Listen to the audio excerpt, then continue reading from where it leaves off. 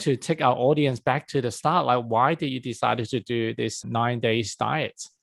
There's two aspects of it. There's the higher realms and then my thinking. So we start off with, there was guidance. We regularly communicate with our spirit guides, the Galactic Federation, our Ascended Master team. And these are daily things that we sit and have what I find to be the most cool and what I would have used to see as abstract conversations, but they're my normal now.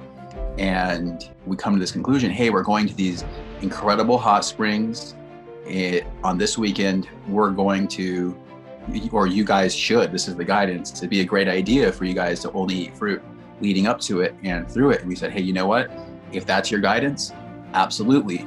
And then from my own thinking, when I hear that, it's so aligned with my worldviews. I believe that we're going through a collective upgrade. I believe our DNA is getting upgraded. And I believe that we're moving into a more etheric way of being. And part of that's going to be eating in ways that support that evolution, that support those upgrades, and that support, when I say etheric, essentially that would be a higher frequency, energy's moving faster, electrons moving faster, so many ways to say the same thing. And it felt so aligned for me because I believe that with these upgrades, there will be a point where it will feel good, easy, and natural to survive on fruit and water and air and sunlight.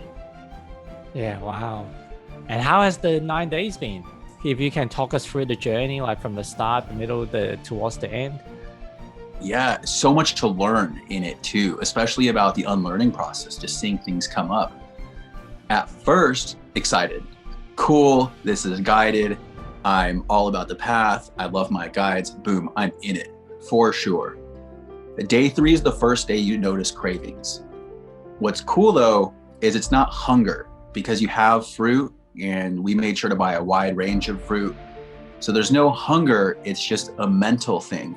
The ego system and the mind are saying, I want, insert what it's used to. And that happened, but energy was going up. I was feeling better. I was sleeping better. I was waking up with more energy. And it wasn't until day 7 or so that the energy was going like this and it started to drop off. I did feel more connected to the ethereal realms and aspects of that nature, but I started to get more tired. And on the 9th day is when I really noticed it. I was in this huge pool at the hot springs, magical water, and I'm excited because I like to swim for exercise. It's nice. I like doing laps and stuff. I haven't done it in a while. And I go to do the backstroke. I'm going to do it all the way to the other end. I got maybe 10 seconds in and my whole body started to burn. My quads, my hamstrings, my arms, my chest is on fire. As if, have you ever been in a place where you're working out a lot, super regularly, and maybe you're cutting and you're not eating that much and you go to do some exercise and your body's just like, ooh man, this really burns. That's where it got towards the end. So I imagine that my body hasn't gotten all of the upgrades to completely sustain on fruit. It was just, we're getting there. But some really cool stuff around unlearning is the obscure cravings that come up. And I imagine this is what I think is happening is, if you're familiar with anchors, so like egoic constructs that hold the construct of self, that whatever's stored in the body, to my old preferences, especially around food, as I'm in this process, the gut biome is shifting. And then it starts calling out for strange things that were still surviving because I hadn't done this full fruit dynamic.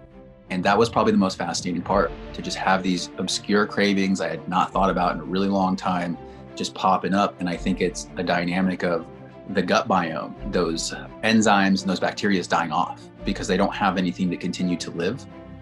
And that was the most fascinating part. And to just notice these cravings. No hunger though. I wasn't hungry for them. I was thinking about obscure things. Kind of like you said with the memories, I have fond memories of my experiences with different things to eat, but I know they're not in my highest good. I know they're not part of the evolution. And I know that they're anchors. They're things that hold my frequency in more of a 3-dimensional way of being. And getting to feel those keep coming up was very fascinating. Your relationship with plants and fruit changed at the end of the 8.5 days? Right afterwards, eating fruit sounded horrible. We went to the grocery store when we got home that night. And we went to the fruit section like, I need a break from the fruit. That's all we've eaten. And it's interesting, has my relationship changed? I already have a telepathic relationship with plants, especially trees, big trees. Like, they just call my attention. They have things to say, especially when I'm on a hike and such. And I feel like I just have more of a conscious and clear recognition of my own connection to the natural world. I think that's a good way to describe it. I'm more aware of it. It's more clear.